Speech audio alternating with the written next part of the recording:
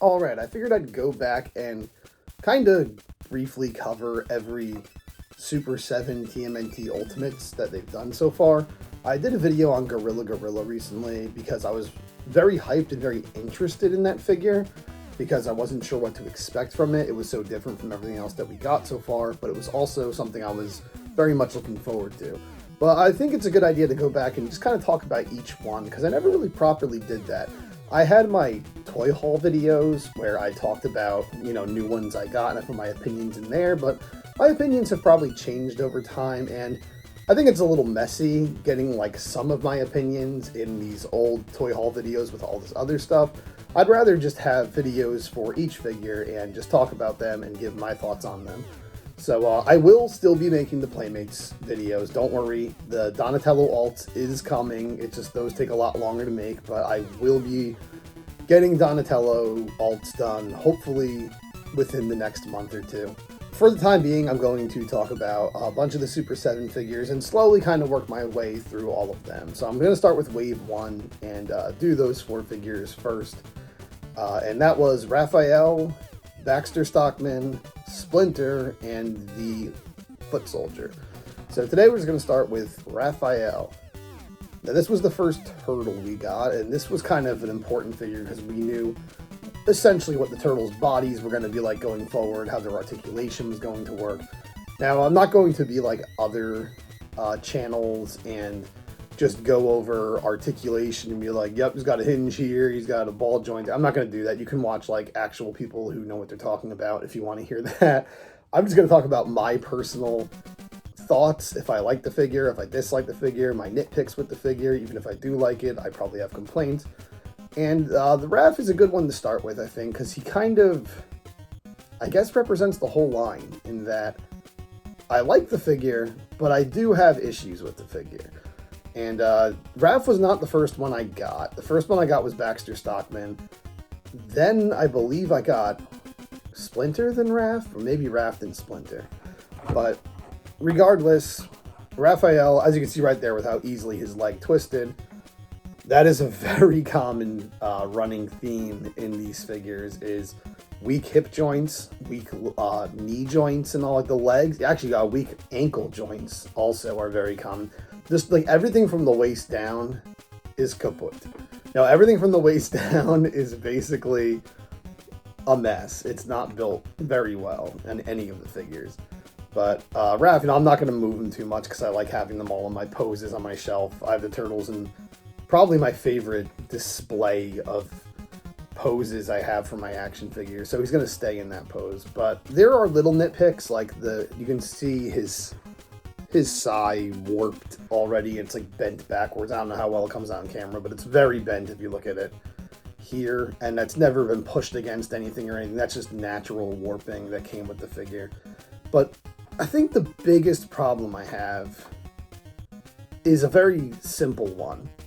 Now, most people would say, no torso articulation. That's the problem, and yada, yada, yada. And those are problems. Don't get me wrong. Those are big problems. The figure is very limited in how you compose it and all. I'm not too disappointed, personally. I think these actually, the turtles themselves, despite all the limitations and no torso movement and everything, which most figures early on in this line had, I do think they actually pose better than a lot of other figures, where as we talk about the rest of the figures in this wave, I'll touch on that more. But I feel like the biggest problem for me personally is the colors.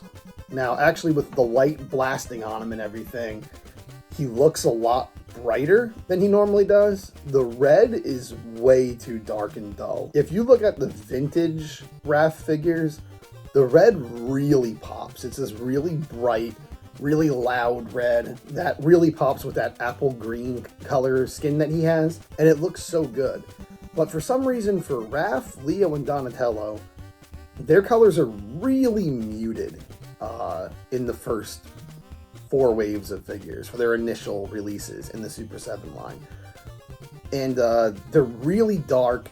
Honestly, on my shelf when I have them over there, you really can't even see any of the turtles' bandana colors from afar except Michelangelo's. Michelangelo's are like neon. They're so orange.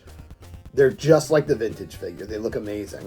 But for some reason, they darkened all the other ones, especially Raph. Raph always had a very loud red, but they really darkened it, and it looks horrible, honestly, on the shelf. You can barely even tell he's wearing red from far away. Again, with the light on him and everything, it looks a little brighter here. But normally in my room, you can't tell that he's wearing red, really. It looks like he's just wearing some dirty, brownish black color all over him, and it looks pretty bad, honestly. I really don't like that. And clearly Super7 doesn't like that either, because the Undercover Raph figure and the Space Cadet Raph figure that we got, he's got the bright-ass red that the vintage figure had. And Leonardo, the Sewer Samurai and stuff, like, he has really bright blue on him. So they definitely learned that these color schemes don't look good. So I don't know why they keep doing them. Apologies also if you hear some weird rumbling going on. There's something going on outside. I don't know if that's a snowplow or something. There's snow out there. Or it sounds like freaking fireworks. I have no idea what that is, and I apologize for it if it's coming through on the video. I'm just recording this with my phone. I'm not even using a microphone. So if it picks it up, my apologies. But anyway, yeah, the Super7 clearly realized the colors were wrong. And I've seen they've re-released these quite a bit, actually in Macy's of all places. Macy's has the little Toys R Us section most of the time now. If you have a mall, I mean, I live in New Jersey. I'm fortunate enough to still have malls. Most people don't. But if you go in the Macy's there, they have a bunch of Super7 Turtles and a bunch of the Super7 Disney figures. They have like Robin Hood and Alice from Alice in Wonderland. A lot of like the Wave 2 ones. I don't think they have the Wave 1 ones, but they have the Wave 2 ones. But they have a ton of the turtles, and it's just the 4 turtles. You're not going to find Leatherhead. You're not going to find, Baxter Stockman. It's just the 4 turtles. They are re-released because the packaging is a little simpler. But they didn't fix the colors. They still have the really dull colors. And that's really a bummer. I feel like because they clearly know that they're wrong. And when they did the glow-in-the-dark versions of them, which I don't own, but I've seen them at a comic store near me, and they are beautiful. They brightened the colors again. So I don't know why they never re-released these ones with brighter colors. I mean, I'm not going to buy them because I don't believe in buying the same figure multiple times. I'm not doing this Street Fighter 2, Street Fighter 2 Turbo, Super Street Fighter 2. I'm not doing that crap. I'm buying the thing once. If you keep making little adjustments to it over time, I'm not buying them.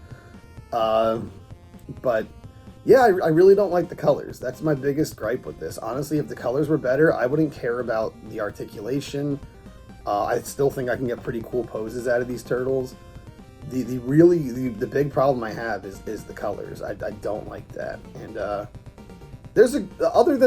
shouldn't say the colors. I think just the bandana colors and like the wrist pads and elbow pads and knee pads, because like the belt looks good, the front of the shell looks good, the back of the shell's not the color the vintage one was. It's way more mossy and warm, but I still like it. It still looks good. It's almost brown actually, and I like the wash he has. He has a wash on his skin. It's hard to see, but in between the musculature you can see like kind of a black wash in there that really makes the details pop. But I think there is a wash on the bandana, and that might be the problem, honestly. I think if they did add a wash, it's hard to tell. It's just so murky.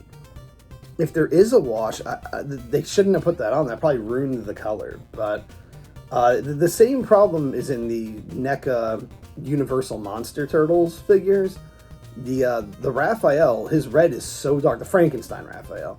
His red is so dark you can't even see it. It's like pitch black. It doesn't even look red. And that one's actually even worse than this one. And I get what they're trying to do. They're trying to keep the dark, murky tones of the monsters. But then for the Wolfman one that came out much later, the Raphael Wolfman, he's got bright red bandanas again. So it's like, it seems like these companies, they always think the bright colored bandanas are going to look dumb.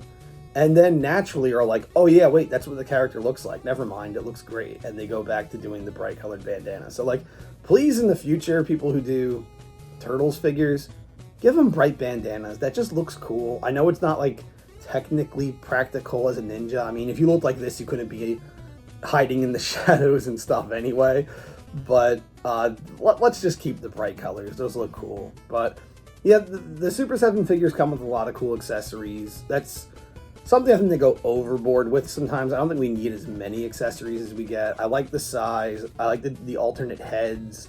I usually use the heads that are new, that are not based on the vintage heads, because I already have all my vintage figures over there, and I'd rather have these stand out and look different. Although I know for some people, they'd rather have the nostalgia. That's the reason they're getting the line, is the nostalgia. So they want the head that reminds them of their childhood, which that's cool. But I mean, if I wanted to be reminded of my childhood, I'll just look over there at the actual figures I had as a kid.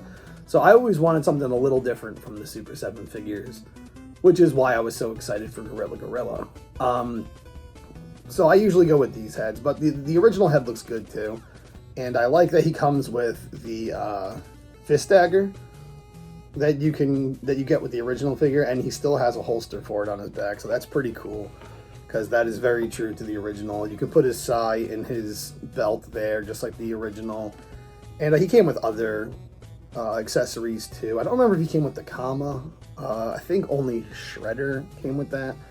But yeah, they're actually well painted. You know, there's brown wraps on the sai.